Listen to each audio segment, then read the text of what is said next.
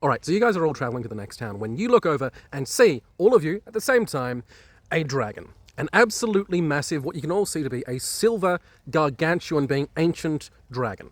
Ah, fuck. You see, maybe, I don't know, a couple of kilometers that way, still very visible, a massive dragon pacing in the woods. A clearing. What was woods is now a clearing. Hey guys, this sounds like a plot hook. Yeah, I reckon we should bite. Alright, fuck it. Hey bud. Don't say hey bud to the dragon. Oh, well, I'm sorry. Good eve, sir dragon. Can we possibly... I please do a perception check before he gets us just deaded. Everyone does a perception. Highest is 17. This is not just an absolutely fucking massive dragon. This is an absolutely fucking massive dragon wearing plate mail. Like maybe 2 foot thick armored plates over its entire body except for its head, but it's presumably got a helmet. It looks like there's a place for a helmet to attach. Alright, well that doesn't sound good. It also has, let's just say, a great big fuck off greatsword. That doesn't sound good. However, as all of you are looking, I imagine all at the same time you all kind of go, as you realize it does not have wings. In fact, it instead has a middle set of arms around below where its rib cage might be if it were human. Is that a things dragons have? What? Specifically you've got high arcane, right? Yeah. You are vaguely aware that this is not something that dragons typically look like in the material plane. However, the idea of 6-limbed dragons not being wings is not something that has never been heard of. Now, taking a closer look, it seems that beneath this intermediate pair of arms seem to be a number of wand holsters. Like it's got a bunch of wands all around its middle, ready to pull out and blast you with. God knows what a wand of that size does. Hey, you know those 2 times before when I said that's bad? That's bad. Okay, now would you like to head over and talk to the dragon? No! Yeah, I'm actually for no as well. Yeah, right, guys? Come on, guys. I didn't prepare a second plot hook, alright? I was pretty sure this was gonna do it. Actually, can we go back? Can I do like an arcana check on the dragon? What did you mean about it not like that with the arms? Fine, you can roll arcana. What did you get? A 19. Do you guys really want this to just be like a dragon lore drop episode? I mean, if it's that or go and fight that guy, then yeah. Doesn't want to fight. If anything, he looks nervous. I'm sorry, he looks nervous? Well, then we definitely don't want to go over there. I want to hear about dragon wings or not wings. Alright. Okay, so this dragon is in what, if we were going with Earth biology, would be considered a life stage that is not typically seen within the material plane, certainly not around here. Did it digivolve? It's not wearing jorts, so probably not. Okay, so the 3 forms or life stages of dragon that you usually see in the material plane are one of 3. They're either brooding, defensive, or roaming. All 3 of those life forms have wings. Is your way of like doing like a holistic, like this is why you've got lindworms and like wyverns and shit? Yes it is, now shush. Also, while I'm here, have you been reading Edgar Rice Burroughs and Is This a Martian Dragon? That's a good call. So, dragons have an incredibly... Do you mind? You're being very loud. I know this is your place, but still.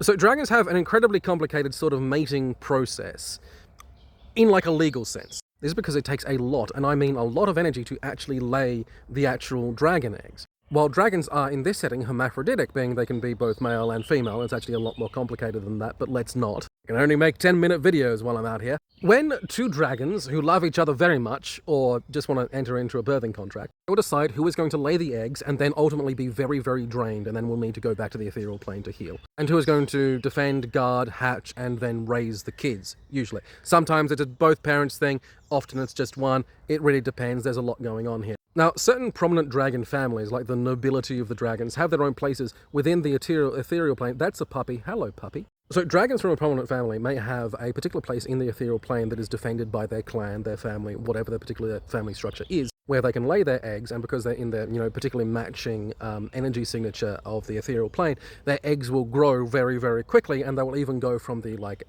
Wyrmling to young to adult to ancient in a much shorter time than those that dwell on the material plane. However, if you're not as fortunate as, the hoity-toity society of dragons, you might have to slum it around in the material plane, in which you'll need to find a particular place. If you're a fire dragon, you might need to find a volcano or something like that, and then use a bunch of immensely powerful or symbolic mana-resonant objects to create a horde,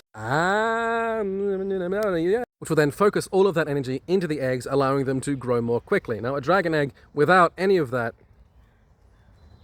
in somewhere that is not anything like its element may not grow at all for potentially thousands and thousands of years, and then if you chuck it in a volcano, it might eventually hatch. Don't do that. Don't chuck eggs in a volcano.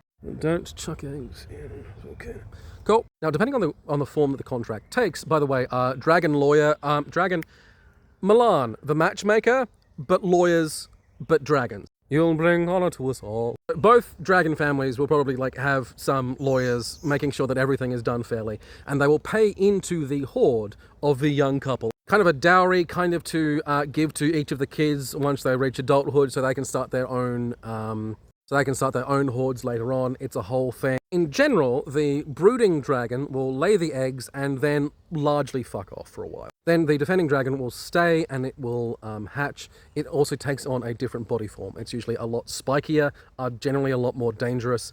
Its breath weapons are a lot more powerful. It's typically not as good at flying as the roaming ones before they're looking to mate and have kids. So the vast majority of dragons that you'll be seeing in the material plane are either about to lay eggs, defending said eggs, or they're looking for a mate that's as poor as they are, in which case it's a roaming form. Or that's just where the clan keeps all of its hordes, and that's actually Aunt Janine, who's taking a break from the territory wars, and she's just guarding while she heals up. Yeah.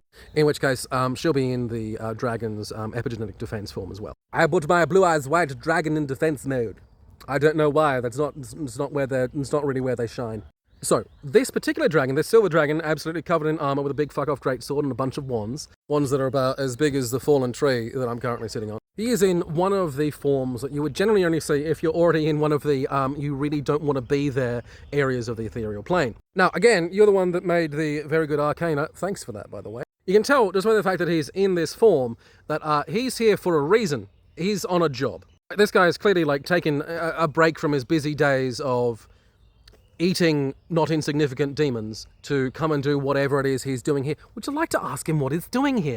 No, not real. It's honestly not real. I mean, from what you're trying to express, it looks like this gargantuan dragon also is maybe level 20 in Eldritch Knight. So yeah, I'm with him. No. Fuck you guys. All right, the egg guy shows up again. Do you guys remember the egg guy? Do the laugh. You hear. It's the egg guy. Get it. That may be a deep cut.